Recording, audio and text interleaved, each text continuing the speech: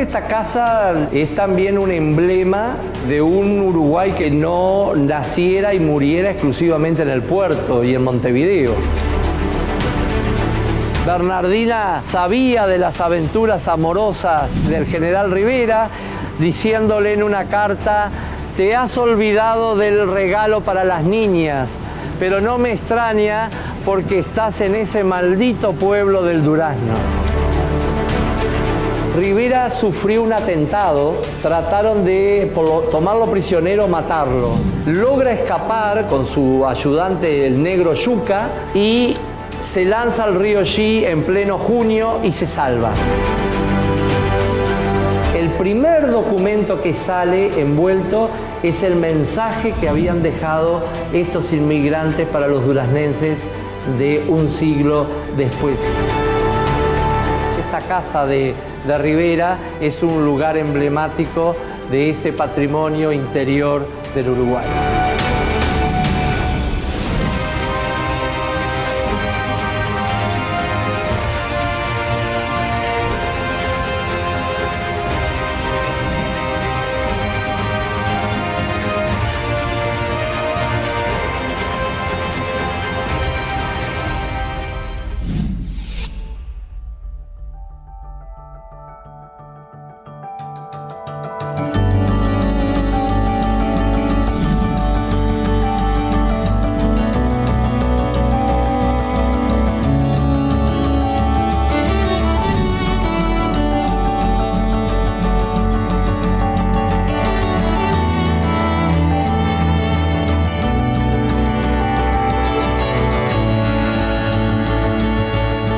Bueno, estamos en el patio, lo que fue el primer patio de la antigua casa del general Fructuoso Rivera, en la ciudad de Durazno.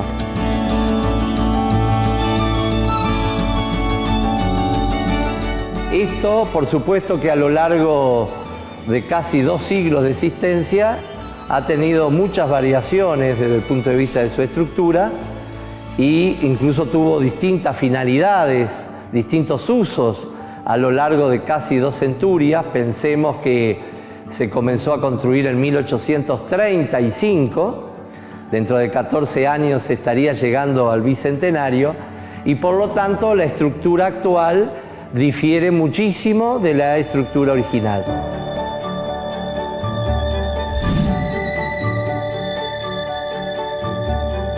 Los caudillos precisamente difieren de esa mirada portuaria que ha predominado en el país. Nosotros podemos interpretar, o al menos yo lo hago con frecuencia, siguiendo también a otros historiadores, que la historia del Uruguay ha sido la historia de la pulseada entre la pradera y el puerto. Los caudillos, empezando por Artigas y terminando por Saravia, o hasta el propio Galarza, según la divisa, tenían una mirada del territorio mucho más amplia. El territorio no era el patio del frente, del fondito, el territorio era el lugar esencial de la nación y por lo tanto siempre prefirieron ubicarse en el interior del territorio desde el punto de vista también estratégico. Por algo, Artigas establece Purificación prácticamente en el centro de lo que fue la Liga Federal, y Rivera, incluso La Valleja también, eligieron a la Villa San Pedro del Durazno como el epicentro principal de la acción política y militar que desarrollaron estos caudillos.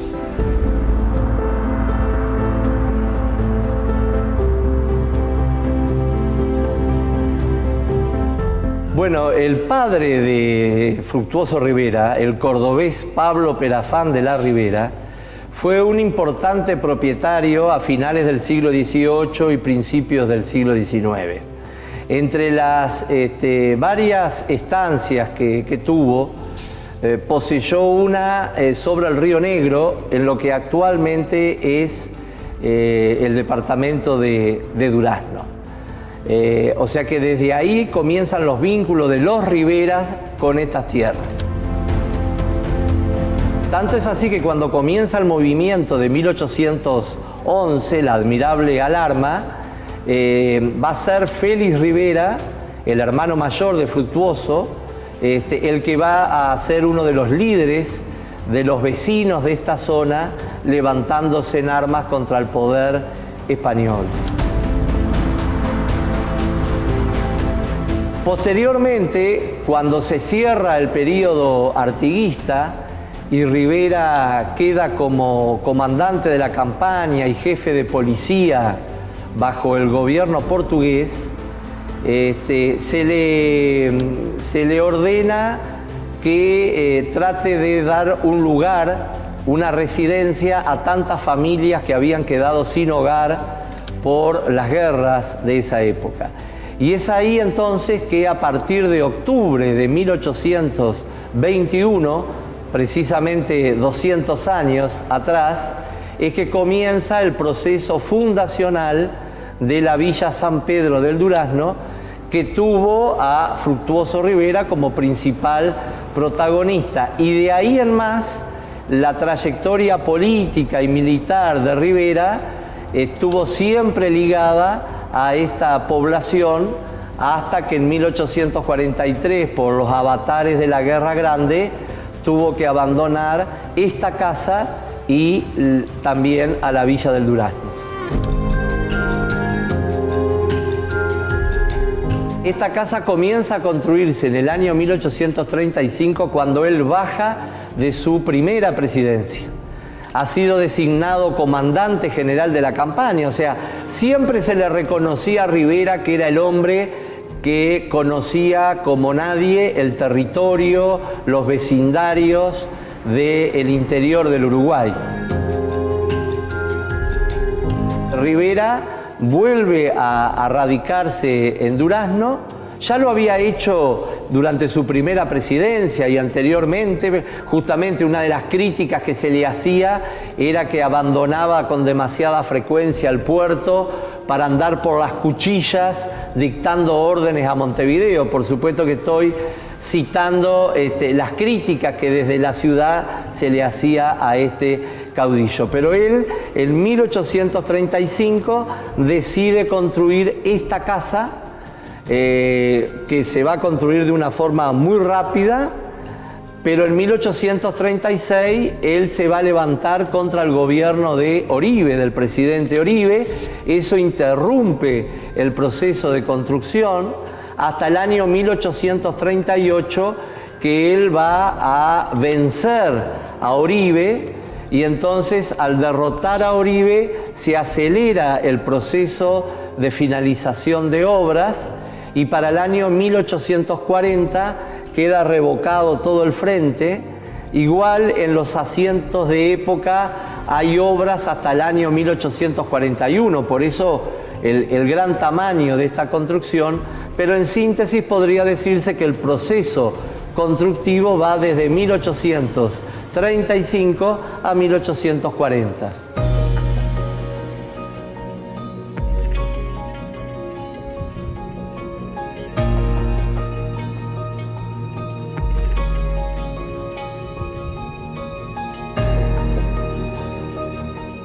Bueno, yo creo que esta casa en buena medida, y eso realza su carácter de monumento histórico nacional, es también un emblema de un Uruguay que pudo ser y no fue, es decir, de un Uruguay que no naciera y muriera exclusivamente en el puerto y en Montevideo, como definitivamente sucedió.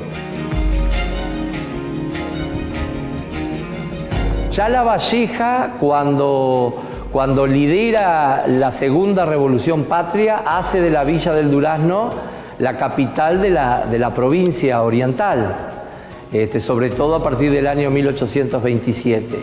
Y Rivera tenía la firme idea de trasladar la capital hacia la Villa del Durazno, una muy humilde Villa del Durazno donde predominaban los ranchos, y se le contestó a Rivera que sus facultades como presidente no le permitían, de acuerdo a la Constitución, hacer ese traslado. Ahí la anécdota de cuando Rivera se habría acariciado el bigote y habría dicho, bueno, entonces habrá que quemar ese librito.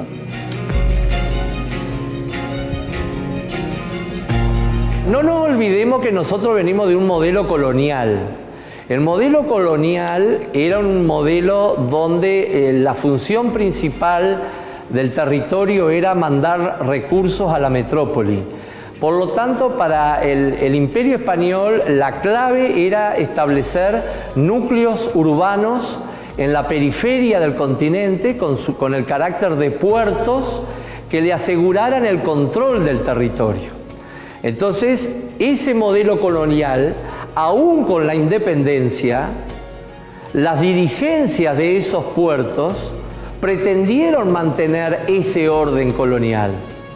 Y de alguna manera es el orden que terminó triunfando.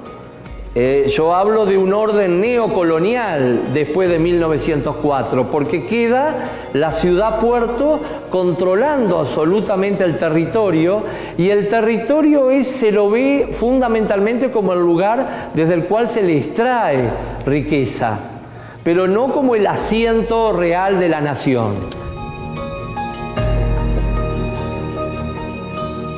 Los caudillos cuestionan ese modelo colonial. Hay una rebelión de la pradera. Yo hablo de el pecado original de Asensio. El grito de Asensio marcó el cuestionar ese orden colonial. Porque la pradera dijo, no queremos seguir obedeciendo. Queremos nosotros ser los líderes de nuestro destino. Y a partir de 1811 hasta 1904 se abre una etapa de una gran pulseada donde de alguna manera los caudillos, sin importar la divisa, pretenden que el territorio interior tenga un protagonismo mucho mayor, mientras que las élites portuarias, también de distinta divisa, van a ver en los caudillos un instrumento militar, pero cuando esos caudillos quieren pasar del plano militar al plano político, las élites dicen no, es demasiado. Y entonces las élites van a hacer todo lo posible para recuperar para el puerto el control. Bueno, yo creo que esta casa de alguna manera está dentro de esa disputa histórica entre la pradera y el puerto.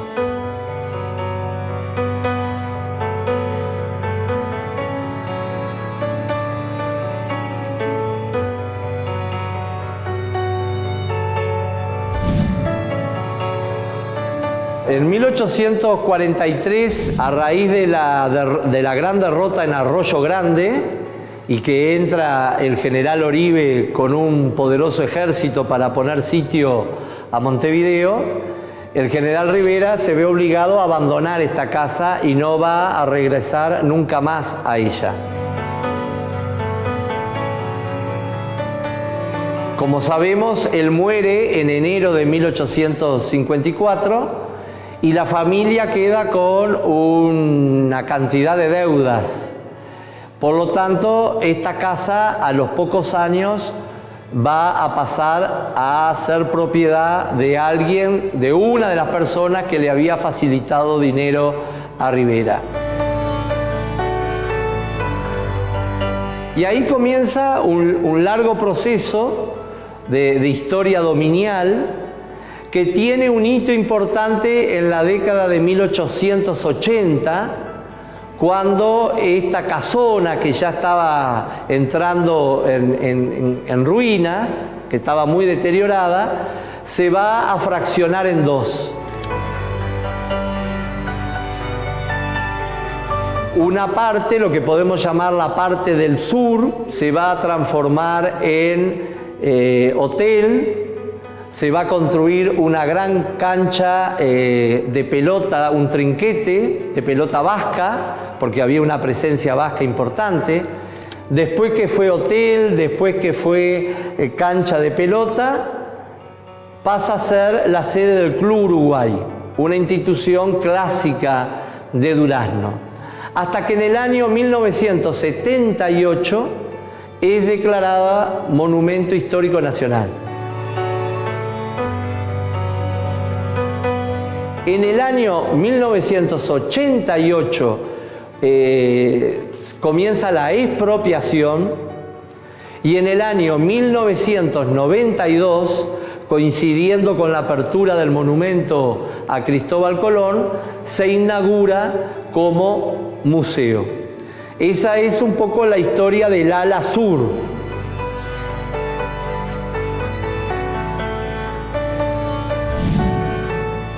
El ala del norte pasó a ser una propiedad familiar. Luego, en el siglo XX, fue una institución bancaria, la Caja Popular. Luego fue una dependencia pública.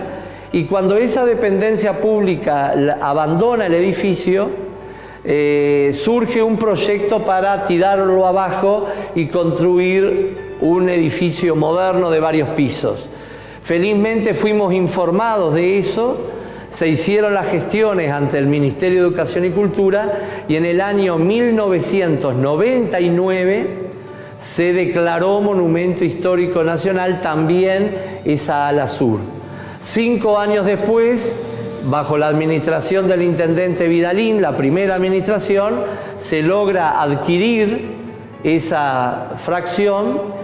Y en el año 2007 se tira abajo parte de la pared que durante 120 años había dividido ambas fracciones. O sea que en el año 2007 se logró reunir nuevamente a la casa, por lo menos hacia el frente de la plaza, en su estructura original.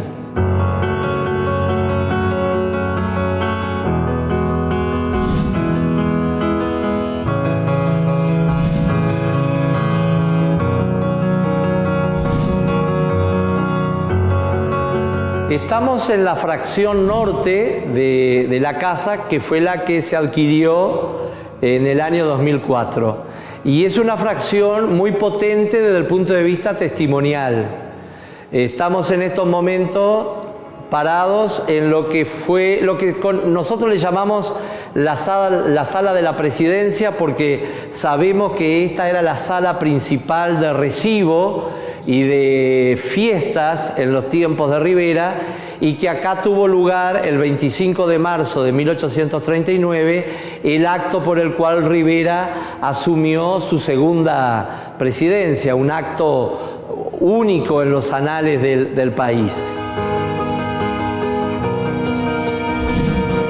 Y a mis espaldas está la entrada de lo que fue el despacho del general Rivera.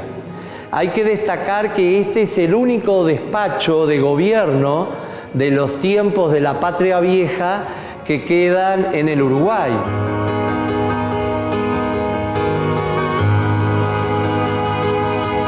Tenemos total certeza de que este fue el despacho de Rivera, incluso cuando se hace esa reforma de la década de 1880, se encontró un gran pozo, una gran cavidad en el medio de la habitación, y los vecinos de la época dijeron ahí era donde guardaba el general Rivera su caja fuerte y los caudales, porque por supuesto tenía que tener dinero para todo lo que tenía que ver con la dirección del ejército y la cuestión política.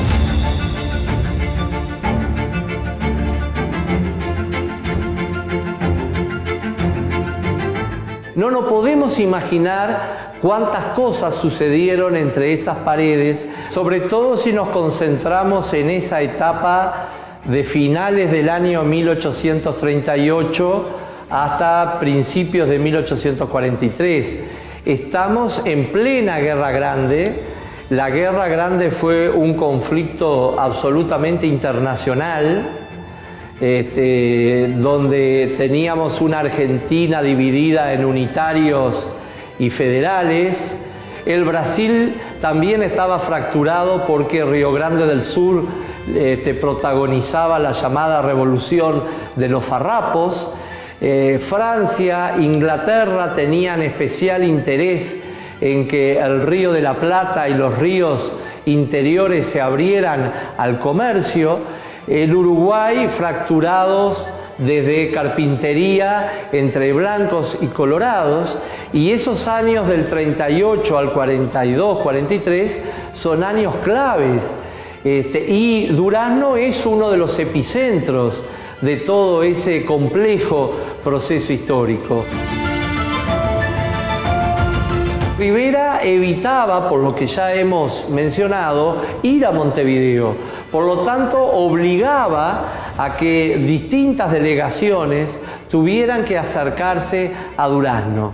Es así que existe constancia documental de la presencia de diplomáticos europeos, de hombres importantes de la historia argentina, de la historia de Brasil, los delegados, por ejemplo, de la República de Piratini o República de los Farrapos, llegaban a Durazno, intelectuales argentinos que luego van a ser fundamentales, como un Juan Bautista Alberdi estuvo en Durazno, un Bartolomé Mitre, luego figura destacadísima de la historia argentina, fue un oficial de artillería a cargo de Rivera también acá en Durazno. Es decir, cuántas decisiones importantes tenía que tomar Rivera, desde las más trascendentes, como podía ser una alianza con los farrapos, pero al mismo tiempo hacerle alguna guiñada al Imperio de Brasil, o tratar de mostrarle a los franceses que le prestaran plata porque tenía más fuerza de la que realmente tenía, y al mismo tiempo tener que estar solucionando de pronto problemas domésticos, como podía ser una mujer que llegaba hasta este despacho para reclamarle que su esposo, demasiado entusiasmado con el juego de las cartas o de los caballos, había perdido la tierra y que ellos se quedaban sin nada, o de aquella Camila Navarrete que se viene desde Montevideo hasta Durazno para pedir por la libertad de su esposo, el periodista Isidoro de María, que había escrito un artículo en la prensa de la capital no muy conveniente porque insinuaba que había algún amor o alguna relación afectiva que lo retenía a Rivera en Durazno y que no iba a Montevideo. Rivera lo pone preso, lo hace venir a Isidoro de María, lo pone preso acá, y esta Camila Navarrete se viene y le implora, le pide a Rivera que por favor, que ella tiene una niña pequeña y que necesita de su esposo. Y finalmente Camila regresa con Isidoro de María para Montevideo. Estas son pequeñas anécdotas, pero que hablan de cuántas decisiones, de las más trascendentes a las más pequeñas, tenía que tomar un jefe de Estado en aquellos tiempos, cuando además esta casa estaba frente a la calle, frente a la plaza, y era presentarse a la guardia y decir: quiero hablar con Don Frutos o quiero hablar con el presidente, a ver si me puede atender.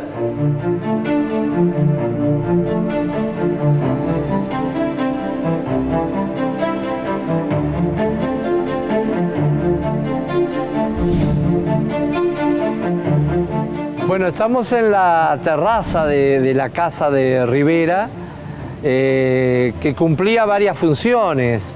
Cuando había una revista de tropas, un desfile militar, Rivera, con sus ocasionales acompañantes, oficiales, diplomáticos extranjeros, se subían a esta terraza para ver el pasaje de las tropas. Bene Irigoyen, por ejemplo, relata que junto con el general Rivera y otros integrantes de la delegación que había venido de Montevideo a tomarle el juramento, escucharon las explicaciones que hacía Rivera de cómo se había desarrollado la batalla del Xi, que se había producido durante la guerra con Oribe. Pensemos que en aquel momento esta casa era de las casas más altas de la villa del Durazno, y por lo tanto esta terraza actuaba como mirador, y tenía una visión sin ningún obstáculo hasta que se perdían los campos sin alambrados de aquella época. Y desde aquí se veía el monte del río Xi, como lo pinta Besné Irigoyen, por debajo de la línea de los ojos.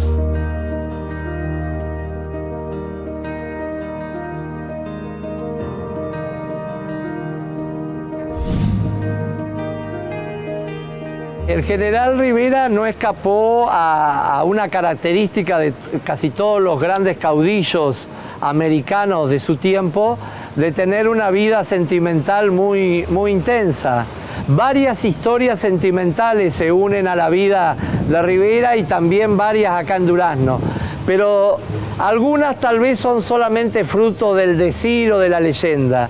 Sin embargo, hay una que está documentada, que es la relación que mantuvo Rivera con una joven oriunda de Santa Lucía, pero que vivía junto a su hermana Saturnina Fernández y a su cuñado, el español Martín Martínez, en otra esquina de la plaza, que todavía se conserva una parte de esa casa.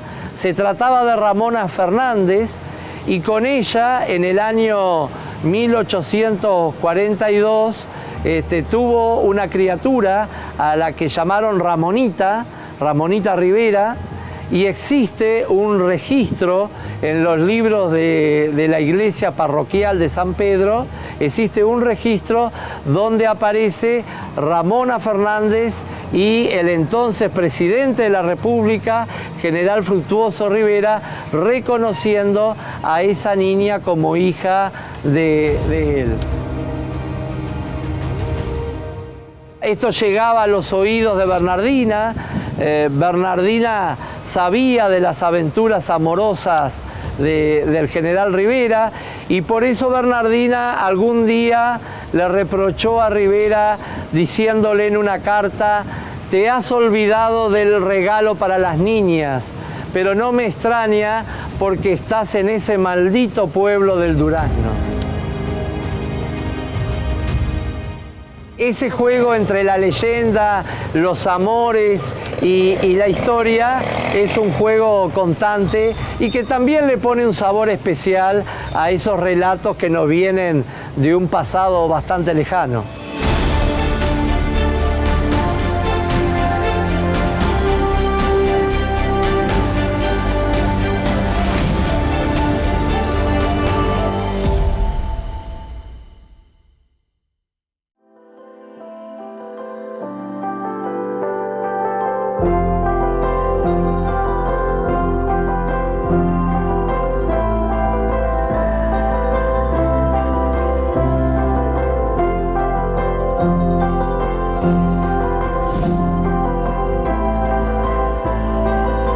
Bueno, estamos en parte de lo que fue el segundo patio, el gran patio de la casa del general Rivera, donde se hallaba el gran aljibe que abastecía de agua a una edificación que llegó a albergar seguramente en sus tiempos de plenitud a más de 60 o 70 personas.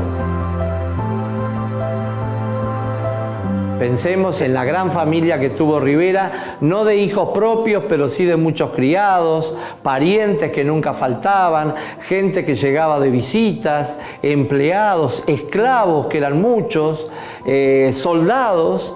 O sea que realmente acá había en aquellos tiempos un movimiento muy importante.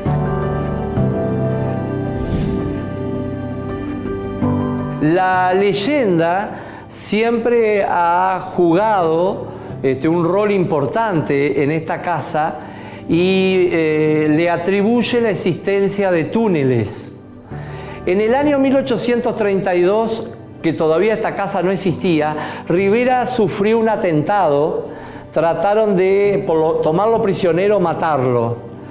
Vivía en una casa frente a la plaza también, logra escapar con su ayudante, el negro Yuca, y se lanza al río Xi en pleno junio y se salva.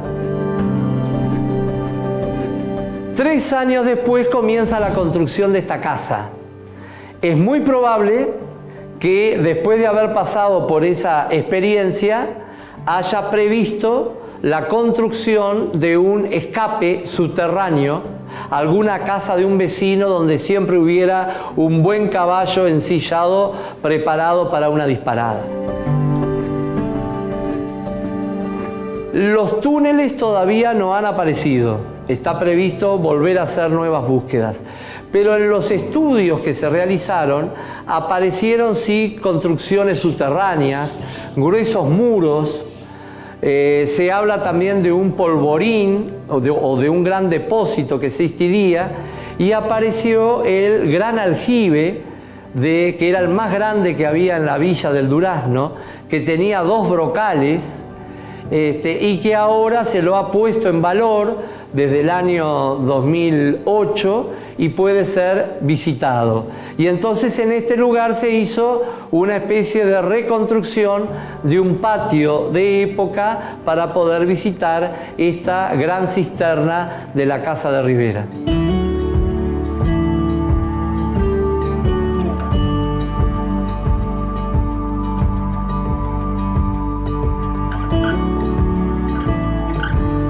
Antiguamente toda construcción generalmente comenzaba a partir del aljibe o de lo que los arqueólogos denominan una cisterna, un depósito de agua, porque primero ese depósito de agua cumplía funciones mientras se realizaban las obras. Por lo tanto, toda construcción antigua tenía su aljibe, pero por las razones que dijimos de la gran cantidad de gente que habitaba esta casa de manera permanente o temporal, tenía que hacerse un depósito de grandes dimensiones. Los documentos hablan de unos constructores vascos. Los vascos venían con un saber de constructivo muy importante, tanto en ladrillo como en piedra, y entonces habrían sido ellos los encargados de remover una cantidad de metros cúbicos de tierra. Seguramente participó también mano de obra de esclavos y peones, y construir estas gruesas paredes de ladrillo y hacer 2 brocales, es decir, 2 lugares para extraer el agua.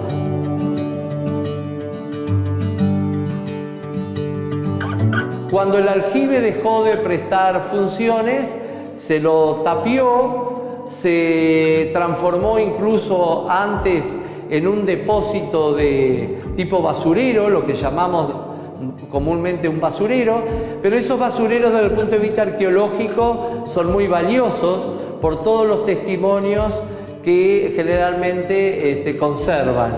Y efectivamente, cuando se hicieron las excavaciones arqueológicas en la década del 90, que fueron las primeras, comenzaron a aparecer en ese gran depósito de basura que había en este interior una serie de testimonios en hierro, en vidrio, incluso aparecieron los azulejos originales del brocal original, que nos permitió hacer luego una reconstrucción.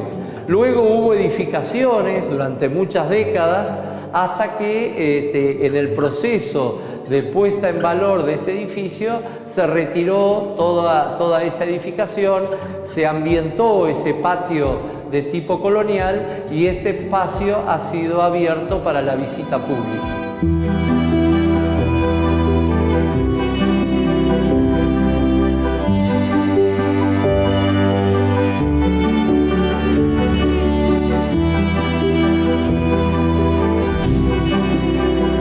El propósito de que la casa del general Rivera se transformara en museo era una larga aspiración de los duraznenses, pero se fueron dando distintas circunstancias para que esa idea se fuera postergando, hasta que se llega a la coyuntura de 1992.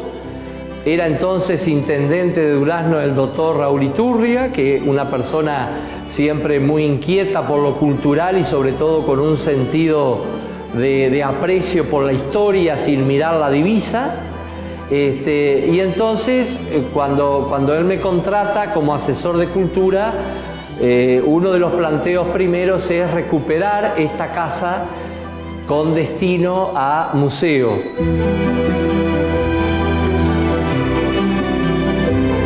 También en el año 1992 Durazno tenía que de alguna manera cumplir con un mandato histórico que era el que habían dejado los antiguos duraznenses en 1892, cuando habían construido el monumento a Cristóbal Colón por el cuarto centenario de la llegada de Colón a América, y que habían colocado en la cúspide de ese monumento, en una esfera de granito, una caja de plomo con el propósito de que 100 años después esa caja de plomo se abriera y que la documentación que ahí iba a estar contenida le permitiera a los duraznenses de un siglo después ver toda la evolución que había existido.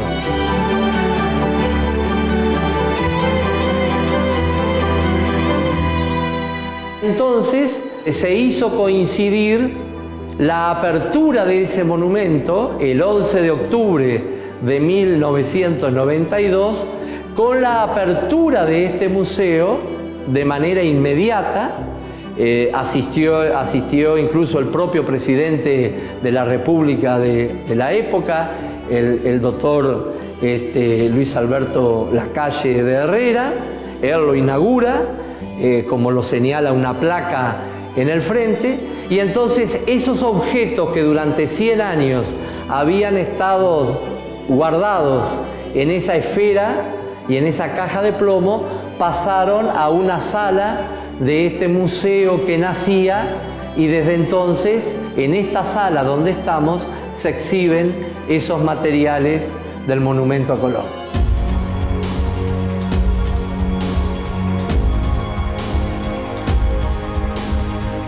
Efectivamente, ese grupo de inmigrantes que tuvo la iniciativa del monumento a Colón pensaba todo, porque por algo fueron tan exitosos, venían de una Europa muy previsora, y entonces pensaron en esta caja de plomo para atesorar durante un siglo una infinidad de materiales, porque acá se ven medallas, se ven monedas, se ven mensajes de familias que lo recibieron después de un siglo de estar encerrado en esta caja, pero también pueden observar documentos de las distintas colectividades francesa, española, italiana, libros, programas de los beneficios que se hicieron para obtener dinero para poder financiar el monumento, diplomas de las sociedades de inmigrantes, y todo eso estaba guardado como en una especie de caja de magos de una manera maravillosa, porque cuando se abre esa caja en 1992, el primer documento que sale envuelto es el mensaje que habían dejado estos inmigrantes para los duraznenses de un siglo después. O sea que habían pensado en los más mínimos detalles hasta en el momento en que se abriera la caja, que era lo primero que debía encontrarse.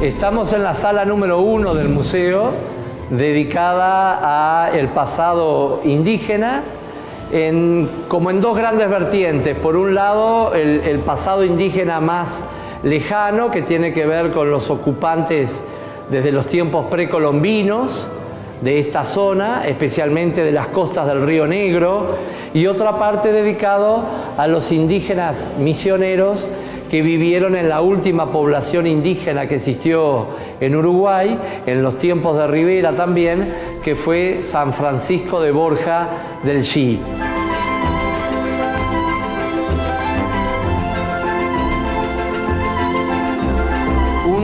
aspecto a destacar es que este museo, como la mayor parte de los museos del país, y también sucede en otros lugares del mundo, se forma con el aporte de diversos donantes, de personas que desinteresadamente durante muchos años han reunido materiales y un buen día consideran de que un museo público es el mejor destino para esos materiales.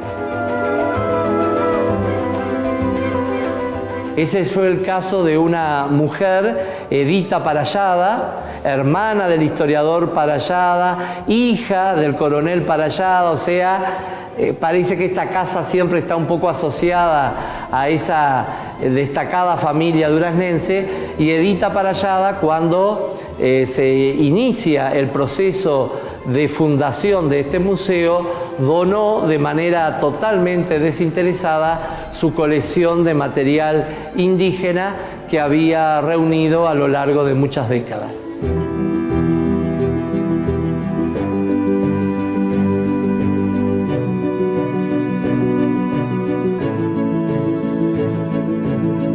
Cuando Rivera regresa de las misiones a finales de 1828, lo acompañan alrededor de 6.000 a 8.000 indígenas de las misiones.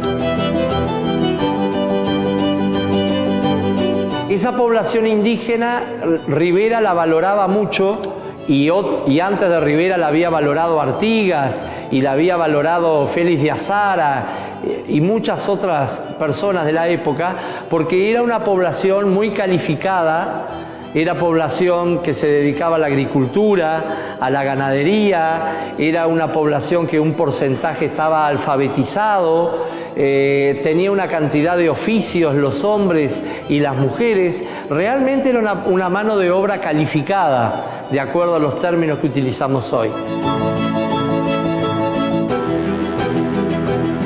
Rivera la quería utilizar como población para colonizar la frontera primero, y entonces con ello fundó Bella Unión. Dadas distintas circunstancias políticas, Bella Unión se disuelve y una parte de esa población indígena Rivera la trae al centro del país, cerca suyo, y a unos 15 kilómetros de Durazno se funda San Francisco de Borja del Chí, que fue la última población de origen misionero que existió en el Uruguay. Y acá tenemos una pieza muy singular que tiene su historia. Cuando San Borja del Chí fue disuelta por el año 1843, los indígenas sabían que uno de los objetivos era quitarles las campanas de bronce que ellos habían traído desde las misiones. Entonces la leyenda dice que en señal de rebeldía, cuando son atacados, un grupo de indígenas toma una de esas campanas y las lanza a una laguna cercana. Desde ese momento esa laguna pasó a conocerse hasta nuestros días con el nombre de Laguna de la Campana.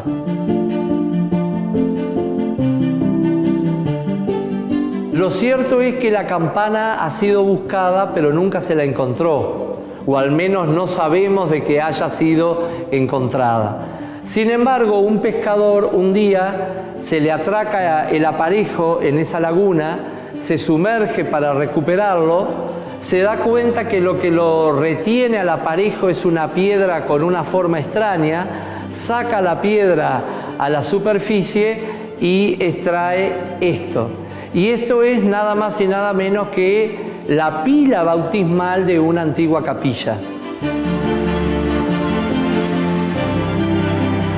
Es una pieza tallada en piedra, que son de las primitivas capillas.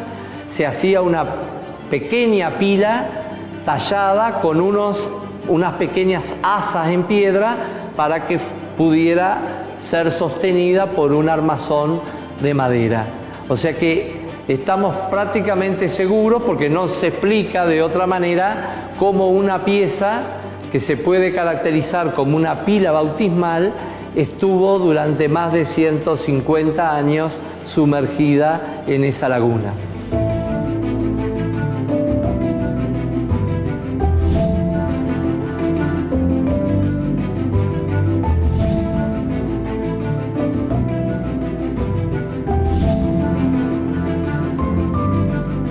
Bueno, acá estamos en uno de los lugares dedicados al archivo. Desde el momento en que nació el Museo Casa de Rivera, lo concebimos como museo y archivo. Lamentablemente, en el interior del país, a los investigadores, a todos los que tienen interés en rastrear distintos aspectos del pasado de sus departamentos, se les hace muy difícil porque se encuentran con un vacío de archivos. Hay que viajar, morir en la capital, donde a lo largo de mucho tiempo se han concentrado los repositorios documentales.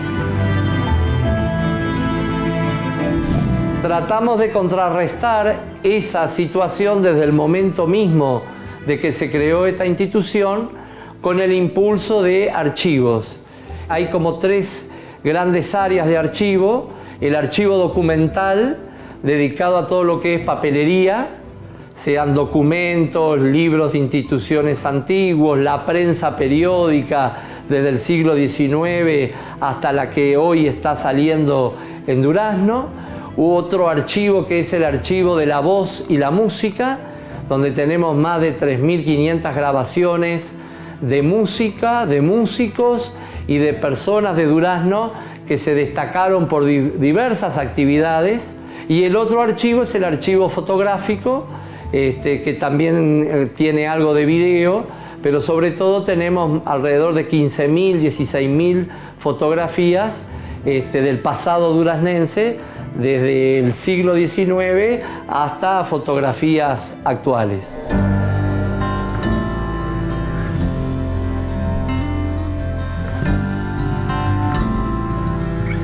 Bueno, acá tenemos algunos ejemplos de una colección de planos.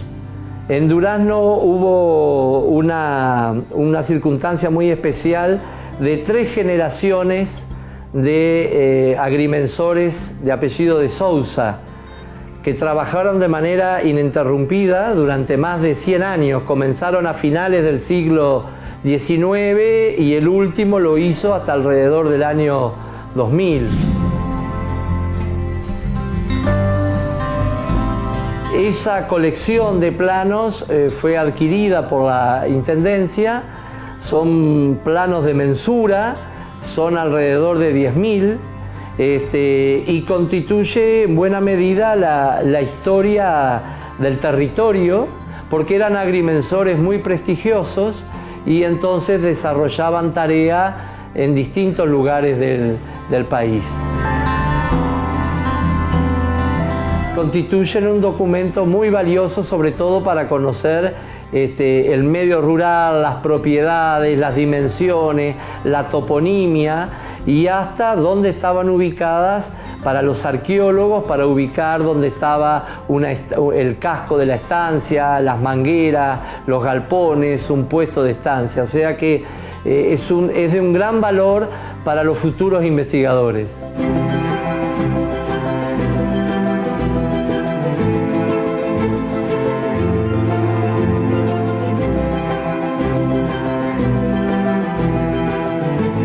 Un país no es solamente sus costas, sus playas, sus puertos, sus capitales.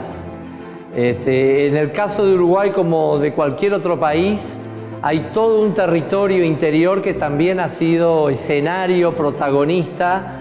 Sus hombres, sus mujeres han sido protagonistas de la historia y de la formación de ese país.